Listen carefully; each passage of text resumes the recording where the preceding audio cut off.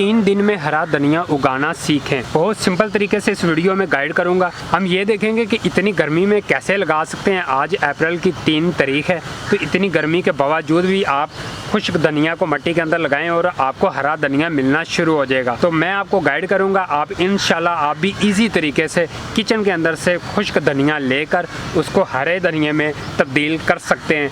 बहुत सिंपल तरीका, बहुत आसान तरीके से बताऊंगा इस वीडियो के अंदर।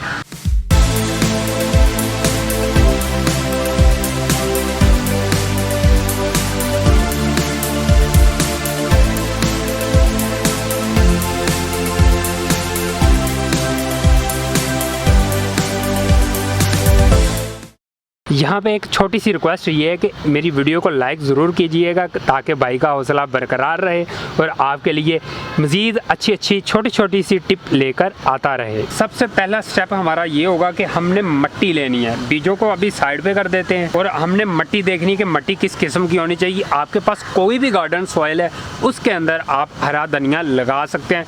बहुत सिंपल तरीका है, वो भी इतनी ज़्यादा गर्मी के अंदर। आम गार्डन सॉइल ले लें, अगर आपके पास भल सॉइल है वो ले लें, कोई भी सॉइल है तो आप उस सॉइल के अंदर हरे धनिया को आराम से लगा सकते हैं। इसके बाद चलते हैं कि आप किस चीज़ के अंदर इसको लगा सकते हैं। आप किसी भी गमले के अंदर, किसी भी क्यारी के अंदर या किसी भी इस तरह के कवर के अंदर, जैसे मेरे पास ये कवर है इसके अंदर मैंने मिट्टी डाल दी है। किसी टोकरी के अंदर, किचन की कोई भी चीज़ ख़राब है तो उसके अंदर भी मिट्टी डालकर आप हरा धनिया लगा सकते हैं। मिट्टी की डेप्थ कितनी होनी चाहिए? डेप्थ हमारी 2 से 3 इंच भी होगी तो बहुत अच्छे तरीके से हमारा हरा धनिया ग्रो हो जाएगा। और चौड़ाई जितनी मर्ज़ी ले लें, वो आपकी मर्ज़ी, आप जितना बीज लगाना चाह रहे हैं। इसके बाद आते हैं कि जब हमने खुश्क बीज लेने हैं, आप किचन से खुश्क बीज ले लें, उनको क्या करेंगे, उनको पानी के अंदर भिगो के रखेंगे। जैसे ये देखें मैंने पानी के अंदर भिगो के रखे थे। पूरे दिन के लिए आपने भिगो के रखना है, मतलब सुबह भिगोएंगे, शाम के टाइम आप उन बीजों को लगा सकेंगे। लगाने का तरीका मैं आपको बताता हूँ। ये देखें ये गीले हो चुके हैं अच्छे तरीके से। इसके अंदर से पानी मैं बाहर निकाल देता हूँ और बाकी ये मेरे पास बीज बच जाएंगे। लें जी, ये हमारे बीज आगे अच्छी तरह भीगे हुए ये बीज है। और अब हम मिट्टी के अंदर यूँ लाइनें मारेंगे। आप बीजों को किसी भी तरीके से लगा सकते हैं, लाइनें लगा के ऊपर बखेर कर या एक जगह पे आप भी लगा सकते हैं इनको। अभी ये देखें मैंने ये लाइनें लगा दी हैं। और लाइनें कितनी गहरी आपने लगानी है ये आपने ख्याल रखना है। कम से कम आपकी जो लाइन है वो 1/2 इंच से भी कम गहरी होनी चाहिए। ज़्यादा आपने गहरी नहीं करनी, ज़्यादा गहरी करेंगे तो बीज जर्मिनेट होने में टाइम लगा देंगे। अभी हमने ये लाइनें लगा दी हैं, अब इसके अंदर से हम बीज यूँ बखेरते जाएंगे।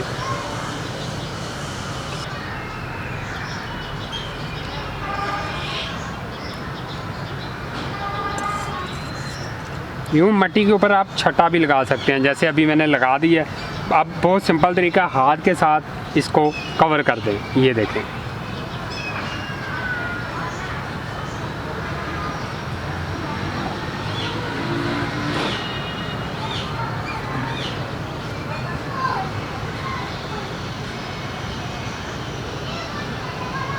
हमने बीजों को कवर कर दिया था। अब पानी देंगे। पानी हमने देना है शावर की मदद से, मतलब आपने डायरेक्ट पानी को उंडेलना नहीं, इस तरह आपने एक शावर से पानी देना है। और शावर ख़रीदना नहीं पड़ेगा, टेंशन नहीं लेनी है आपने। ये देखें एक बोतल लें इस तरीके से और उसके कवर के अंदर सुराख कर दें, किसी भी सुई की मदद से कर सकते हैं इजीली गर्म करके, तो फिर इस तरीके का आपका शावर बन जाएगा। ये देखें इस तरह आपने पानी देना है। और यहाँ पे मैं आपको बताता चलूँ कि इतनी ज़्यादा गर्मी है और आप बीजों को लगाकर रखेंगे किसी जगह पर, आप बीजों को लगाकर ग्रीन नेट के अंदर रखेंगे अगर आपके पास ग्रीन नेट है। अगर ग्रीन नेट नहीं है तो बहुत सिंपल तरीका है, आप किसी भी शेड वाले एरिए में रख सकते हैं। शेड वो वाली हमें चाहिए जहाँ पे 2 से 3 घंटे धूप भी लाजमी हमें चाहिए।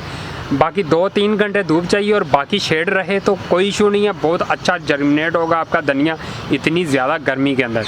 और यहाँ पे एक प्रॉब्लम ये आ सकती है आपको, जब आपका बीज जर्मिनेट हो रहा होगा तो उसमें से कुछ पौधे मर भी सकते हैं, तो वो आपने परेशानी नहीं लेनी। वो इसलिए मरते हैं क्योंकि इतनी ज़्यादा हीट है, हीट की वजह से छोटे पौधे उसकी नीचे से स्टेम पे गलना शुरू हो जाती हैं।